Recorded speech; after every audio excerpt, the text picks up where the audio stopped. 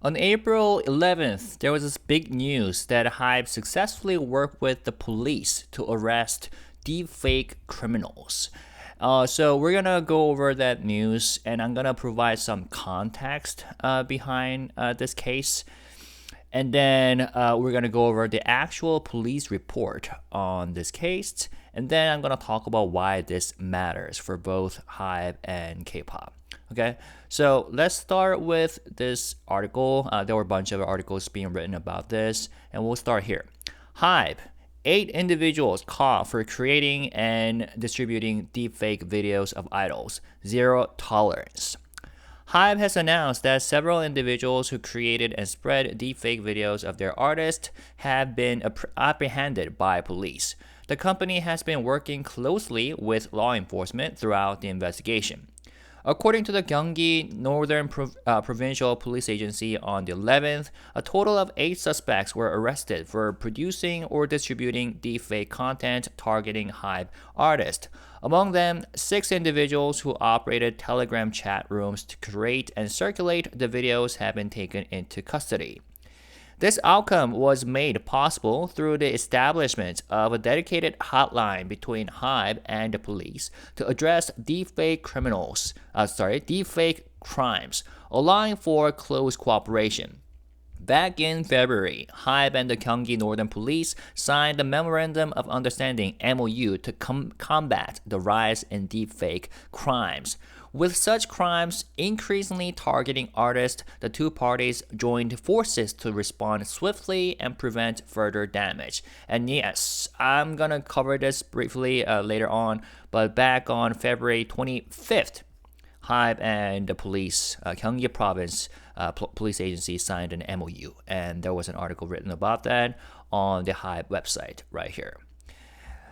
Hive filed reports with the police regarding the illegal videos that manipulated the faces of their artists and also provided key information to help track down the perpetrators. The Gyeonggi Northern Police, which specializes in digital crime investigations, used Hive's intel to identify and arrest the suspects quickly.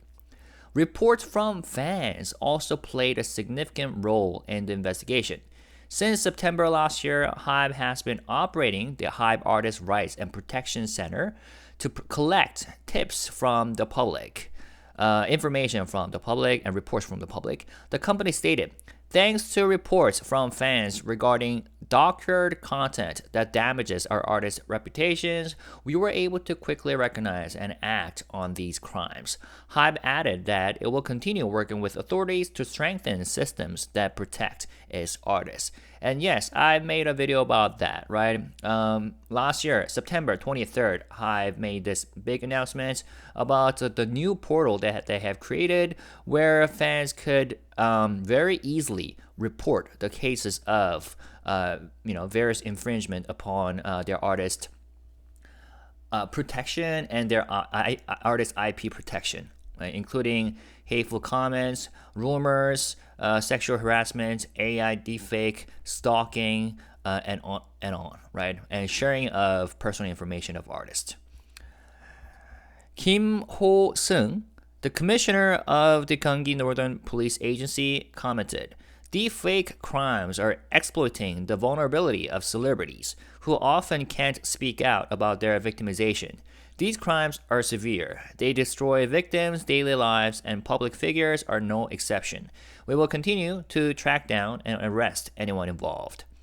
Hive CEO Lee Jae-sang said, we will respond firmly to crimes that violate our artists' image, rights, and dignity. Based on a zero-tolerance, no-settlement policy, we plan to maintain ongoing monitoring and legal action to prevent similar cases in the future. So, there you go. Go Hive and go police agency. Now, the reason why I thought this was significant was because the whole, deepfake became an issue, hot topic last year, especially late August and early September. That's when major entertainment companies put out statements that they will take strong legal actions against this. But at the time, there was also this article by YTN saying that agencies file tough action on deepfakes, but they admit we have hit our limits, right? So what they said was that, first of all, deepfake sex crimes targeting celebrities are on the rise, and more entertainment agencies are announcing tough responses. But when they looked into what's really going on behind the scenes, according to YTN, it turns out the situation is more complicated than it seems. So yeah, cases of deepfake sexual exploitation involving celebrities continue to surface. In response, entertainment companies have started taking a firm public stance. Major agencies like JYP, who made a statement in August, YG, and Cube Entertainment have released statements promising strict legal action. Hive and SM also actively collected evidence and pursued legal measures, according to them. Smaller agencies have followed suit, stating their intention to respond firmly, partly in response to fans demanding protection for their favorite artists. But behind the scenes, agencies were facing serious challenges, according to YTN. While fans are submitting reports and tip-offs in droves, agencies are realistically limited to just monitoring content and filing police reports for lawsuits. To make matters worse, many deepfake videos were hosted on overseas servers, making investigations difficult and slow. Taking the videos down or blocking them was also a major hurdle. One executive from a major agency even said, according to YTN, "We're starting to think we might need to hire white hat hackers," underscoring how serious the problem has become. For smaller agencies that lack the manpower to set up monitoring teams or legal response units, the situation was even more dire. Some in the industry are saying outright that there's a limit to what individual agencies can do, and that those limits were reached a long time ago. So at the time, some media agencies, including YTA, made it seem like even though the companies are putting out strict statements, harsh statements, there might be limitations.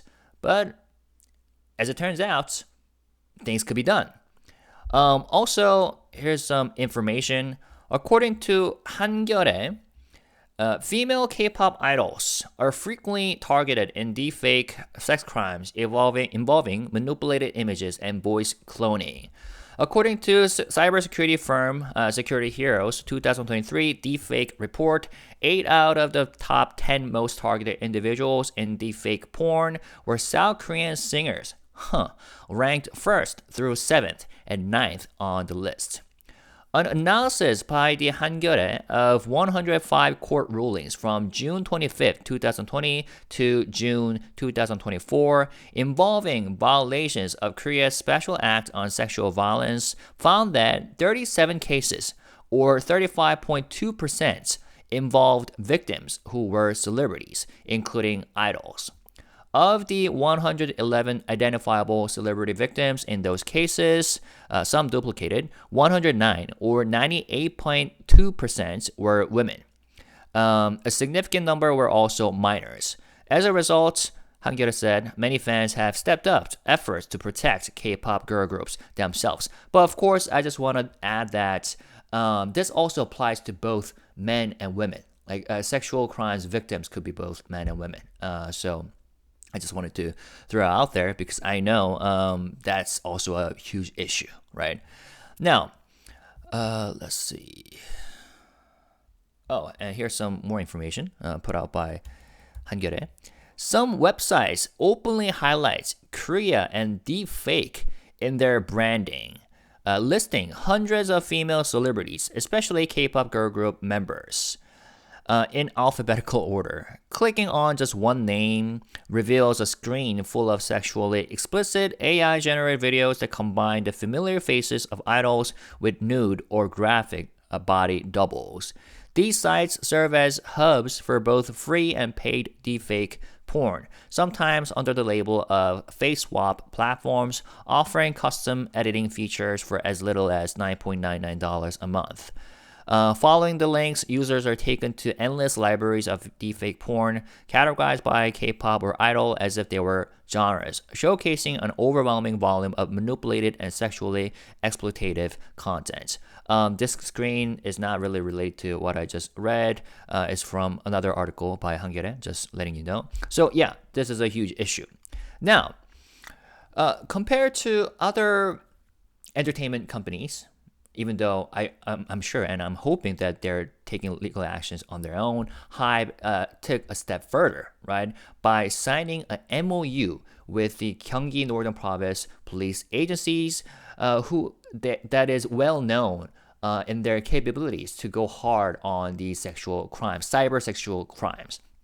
And this was from late February of this year. Hive and Gyeonggi Northern Police signed MOU to combat deepfake crimes. Hive and the Gyeonggi Northern Provincial Police Agency have joined forces to tackle the growing threat of deepfakes and other cyber crimes. On the 25th, the two parties signed an MOU at the Gyeonggi Northern Police Headquarters in Uijeongbu, Gyeonggi Province, pledging close cooperation to eliminate deepfake-related crimes. As part of the agreement, Hive and the police plan to establish a dedicated cybercrime hotline and collaborate closely to prevent harm to artists and swiftly apprehend offenders. The MOU stems from a shared recognition that active cooperation between entertainment companies and law enforcement is essential to effectively investigate cybercrimes targeting public figures. Deepfake crimes are rapidly increasing both in Korea and through platforms based overseas. For celebrities in particular, the high level of public attention makes them frequent targets, and the illegal content spreads quickly. The growing scale and complexity of such crimes highlight the need for a rapid response system and stronger agency police coordination. Gyeonggi Northern Police expects the partnership to enhance its cybercrime investigation capabilities. The agency has been recognized as a national leader in this field, ranking number 1 in cybersex crime investigations during the first half of both 2023 and 2024, and being named one of Korea's top cyber investigation teams by the National Office of Investigation in 2024. I didn't know about that, so that's pretty awesome. Hive, in turn, will use the partnership as an opportunity to further strengthen its artist protection systems. Commissioner Kim Ho-sung of the Gyeonggi Northern Police stated, "We expected this partnership with Hive, a leading entertainment company in Korea, will increase the efficiency of our investigations. As cybercrime techniques become more sophisticated with advances in technology, we will enhance our investigative expertise through this MOU." Hive CEO Lee Jae-sang added, "We are pleased to collaborate with Gyeonggi Northern Police, a recognized leader in cybercrime investigations. Hive will continue doing everything we can to protect the rights and well-being of our artists." And yes, on the left in this photo is Kim Ho-sung, Commissioner Kim Ho-sung of the Gyeonggi Northern Police. And on the right is CLO, Chief Legal Officer of Hive, Jung Jin-soo. And this was, again, from February 26th. And at the time, I thought, okay, this is pretty cool and important, and it's an important PR. But I didn't expect that this will actually lead to a tangible result in less than 2 months, right? Leading to the arrest of the offenders and criminals. So this time, let's actually go through the actual report released by the Gyeonggi Northern Province Police Agency from their official website, released yesterday, April 11th. All right, title: Suspects arrested for creating and distributing deepfake porn of celebrities through Telegram channels dedicated to their favorite stars. And I just thought that this sentence is so wrong.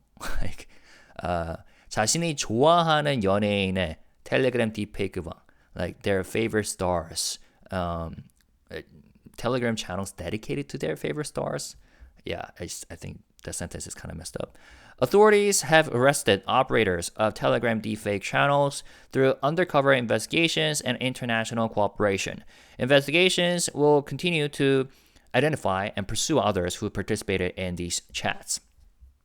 Gyeonggi Northern Police Agency announced that individuals who operated Telegram deepfake channels targeting idol groups had been arrested for creating and distributing sexually explicit deepfake videos using synthesis software. The suspects, Man A, like John Doe. Man A in his 30s, Man B in his 30s, and Man C in his 20s were arrested and indicted on charges of violating the Act on the Protection of Children and Youth and the Act on Special Cases concerning the punishment of sexual crimes. Here it doesn't really specify the genders. So it could be men or women, but like major media agencies have reported on this case on their YouTube channels, and they actually showed footage of the police officers arresting these people. And I think in this case, it's safe to say they were all men. But again, cyber sexual crime victims could be both men and women, and we all know that. All right. A was indicted on March 12, 2025. B on December 23rd, 2024. C on April 1st, and 2025. Case details. Suspect A operated a Telegram chat room titled after the name of their favorite girl group from August 2023 to March 2025.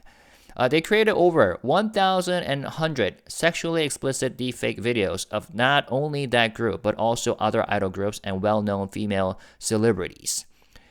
They distributed them via the Telegram room they managed, as well as other deepfake chat rooms they were involved in. And again, I find this sentence, suspect A operated a Telegram chat room titled after the name of their favorite girl group, very wrong, because that's not something you should do if you actually care about your favorite artist.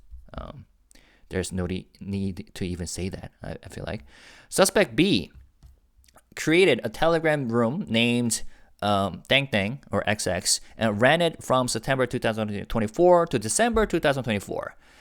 They produced around 150 deepfake pornographic videos of various famous female celebrities and distributed them in both their own room and in other Telegram deepfake channels they participated in. The crimes committed by members of the Telegram deepfake chat rooms. The XX room, operated by Suspect A, was strictly managed as a private Telegram group made up exclusively of hardcore fans of a specific girl group. At its peak, the room had about 140 members.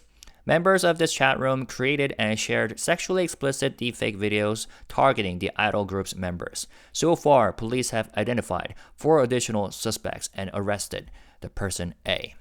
Members manipulated images to sexually exploit the idols they were obsessed with. Some even visited fan events in person to secretly take photos and upload proof of their encounters. There were also reports that some members managed to obtain the idols' real personal phone numbers. Now, that's dangerous. In the case of the XX room operated by Suspect B, around 360 members were involved in sharing sexually explicit deepfake videos targeting around 70 individuals, including celebrities and live streamers like BJs.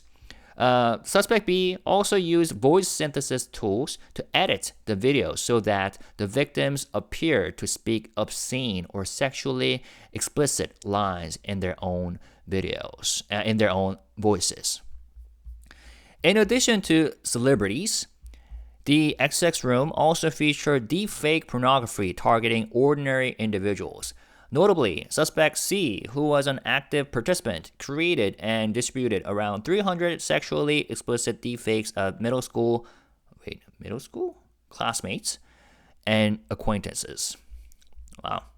So far, police have identified 12 participants linked to the XX room and have arrested B and C. And when I say XX room in Korean, it's just a spelling, a mium room. Okay, yeah. Investigation and arrest. The Gyeonggi Northern Police Agency conducted undercover investigations and worked with international partners, including Telegram, to identify and apprehend suspects. Most of those arrested, including suspects A, B, and C, reportedly did not anticipate being caught.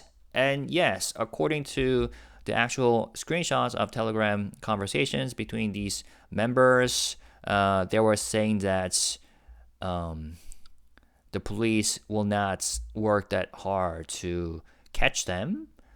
and it says something like even if they get caught, they would only have to pay like minor fines since as long as it's their like first time crimes, but well, they got caught.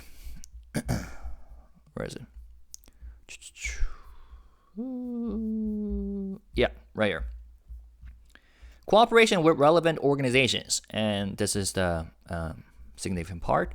The Gyeonggi Northern Police Agency has been actively cooperating with the National Office of Investigations Cybercrime Division to carry out international joint investigations. It also partnered with the Korean Women's Human Rights Institute's Digital Sexual Crime Support Center to delete and block harmful videos, and provided victim support in cooperation with the Korean Bar Association. To improve the effectiveness of investigations and victim protections related to sexually exploitative deepfake crimes targeting celebrities, the police have established partnerships with entertainment agencies. In particular, here we go, they signed an MOU with Hive on February 25th to continue investigative collaboration and promote crime prevention campaigns going forward. Future plans. The Gyeonggi Northern Police Agency plans to continue tracking and investigating other participants involved in the Telegram chat rooms operated by the suspects. A representative from the agency stated, digital sex crimes are severe offenses that disrupt victims' everyday lives. We are committed to doing everything we can to root out these crimes at their source. So here we go. I think this police agency did work very hard to make this arrest possible. And of course, Hive and Hive artist fans contributed a lot by submitting reports and evidence, right? So I believe that Hive actually following through and helping the police arrest people behind deepfake crimes is a big deal, right? For a bunch of reasons. First, this isn't just another press release saying that we'll take legal action. They actually did something, and it worked. The MOU news came out in February, and this news of arrest came out in April, less than 2 months. And that's rare, I feel like. A lot of companies just talk tough, but behind the scenes, they either stay quiet or give up because it's too hard to track these people down, which is probably why the YTN said that we have hit our limits. But like Hive teaming up with law enforcement, getting people arrested, and making it public, that's not nothing. It also shows that deepfake crimes, especially the kind targeting celebrities, can be investigated and punished. So I think that's also very important for various reasons. And these things usually spread on anonymous platforms like Telegram with servers overseas and fake accounts. Most people assume it's impossible to stop like these members of the chat room, but this case proves that it's not. It's difficult, sure, but not impossible if there's real effort and collaboration. Another key point, fans played a big part. Their reports helped identify some of the suspects.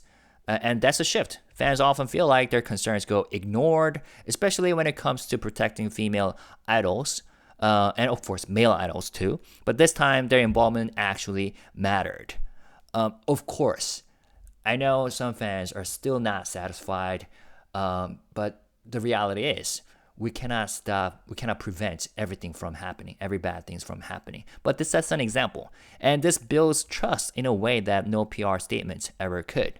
And there's also the fact that Hive, being one of the biggest players in K-pop, in fact, the largest player in Korea, just set a new standard. They have now shown that it's not enough to just monitor or send warnings. You can and should work directly with investigators, even across borders, to protect your artists. Small agencies might not have the same resources, but the pressure is now on for everyone to step up at least somehow. And lastly, this kind of case puts heat on platforms like Telegram, which are usually untouchable. Even if like one case leads to some form of accountability or tighter controls, I think that's a step forward. So yeah, in the end, Hive didn't just say the right things and simply did a PR. They got results. So and I think that changes the tone really, not just for how deepfake crimes are handled in K-pop, but for how seriously digital abuse is taken across the board. Okay, so yeah, and one more thing is, this is important for the industry, the future of industry as well. Think about the kids who would love to become idols and their parents, and the trainees and their parents.